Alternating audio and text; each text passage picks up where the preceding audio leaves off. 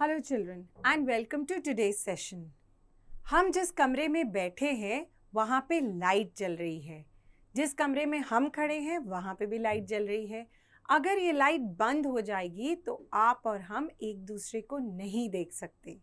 So light is what makes us visible to each other. Light is very very important. Light के बिना हम कोई काम नहीं कर सकते। In fact sun is the biggest source of light for all of us on earth.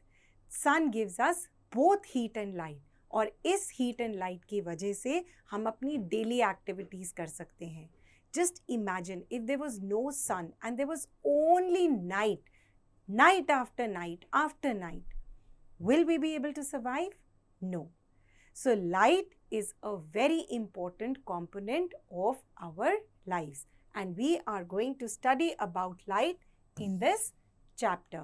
We are going to study about natural sources of light and artificial or man-made sources of light.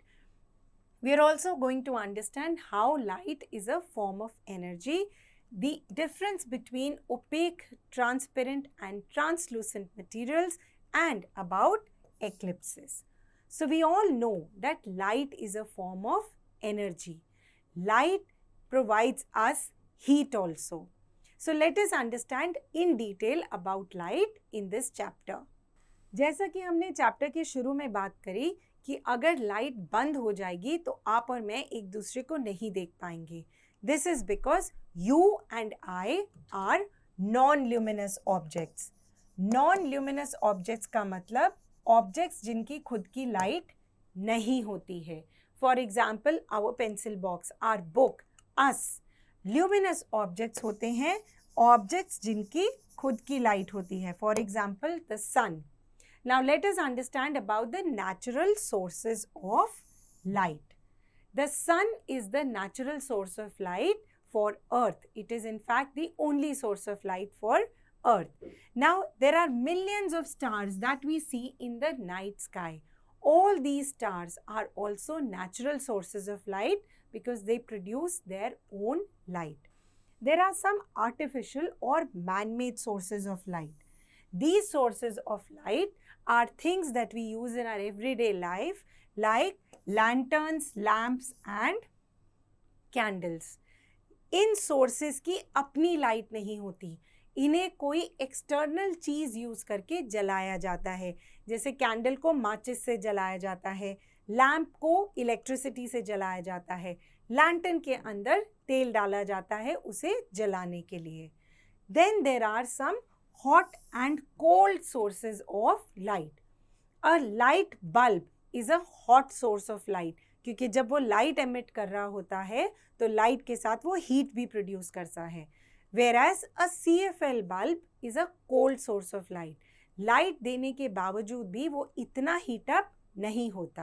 आपने जुगनू या Firefly तो सुने होंगे. They also emit light, but they are cold sources of light. They do not get hot when they emit light. Let us understand the speed of light. sun से इतनी दूर से light कब चलनी शुरू होती है जो वो अर्थ पे पहुंचती है.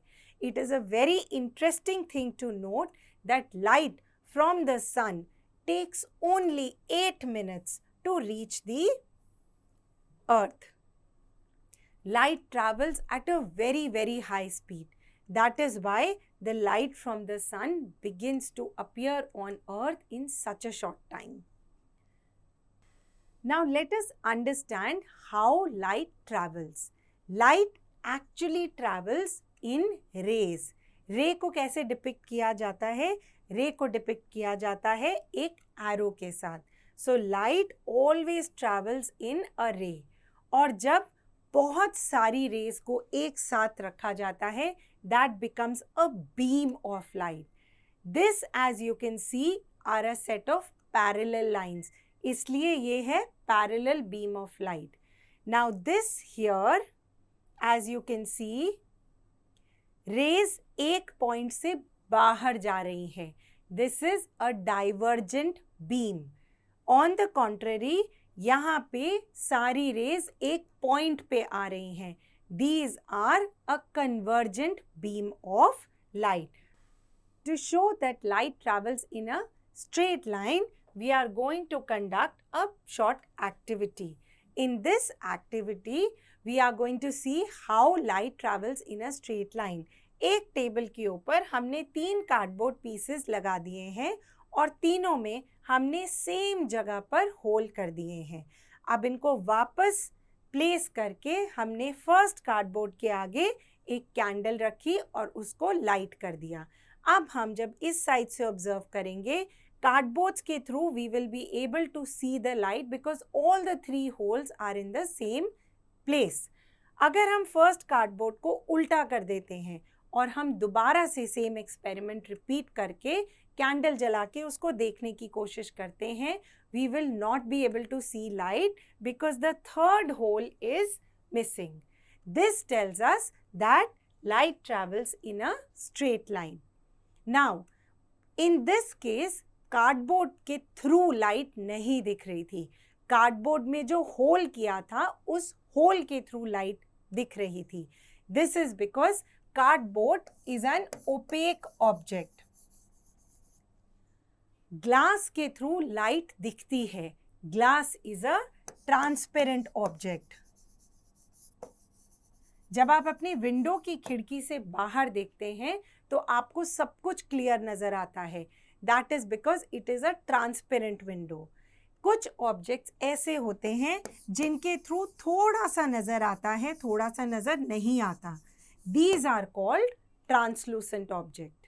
अब इन तीनों ऑब्जेक्ट्स में से जो ओपेक ऑब्जेक्ट्स होते हैं ये लाइट को पास नहीं करने देते. क्योंकि ये लाइट को पास नहीं करने देते इसलिए लाइट इनको जब हिट करती है तो इनकी शैडो बन जाती है. The shadow of an object is always formed behind the object. The shadow of an object is always black in color. It is of the same shape as the object. अब ये जो light and shadows का game है, this game can be seen very clearly in eclipses. Eclipses क्या होते हैं? We all know that sun is the center of the solar system. Earth sun के around घूमता है और moon earth के around घूमता है. तो जब ये सब एक दूसरे के आसपास घूम रहे हैं, sometimes all 3 of them come in a straight line. That results in the shadow of one heavenly body falling on another. Let us see how. So in this picture, as we can see, when the earth comes between the sun and the moon, तो अर्थ की shadow moon पे पड़ती है. हम सबको पता है कि मून के ऊपर सन की लाइट पड़ती है इसलिए हमें मून नज़र आता है. जब सन की लाइट अर्थ ब्लॉक कर देता है तो मून का वो हिस्सा जिस पर अर्थ की शैडो पड़ रही है वो हमें नहीं दिखता. This is known as lunar eclipse. अब जब इसका उल्टा होता है, that means the moon comes between the earth and the sun, तो सन का कुछ हिस्सा अर्थ से नजर नहीं आता क्योंकि वो मून ब्लॉक कर लेता है. This is known as a solar eclipse. So solar eclipses and lunar eclipses occur at different times. Now let us understand how images are formed in a mirror. In case of a mirror, mirror क्या होता है? एक clear reflecting surface होता है. Clear reflecting surface के ऊपर जब light rays पड़ती हैं तो वो सीधी पड़ती हैं और सीधी रिफ्लेक्ट होती हैं जिससे सामने खड़े हुई इमेज बिल्कुल क्लियर नज़र आती है. वेराज अगर इरेगुलर सरफेस होता है तो उस पर जब रेज पड़ती हैं तो वो रेगुलर रिफ्लेक्शन नहीं होता, वो इरेगुलर रिफ्लेक्शन होता है जिसकी वजह से इमेज क्लियर नहीं बनती है. So in this chapter, we have learned about light. We have learned about transparent objects, translucent objects, and opaque objects. We have learned how opaque objects form shadows and how the game of shadows is played in the heavenly bodies by forming eclipses. Thank you.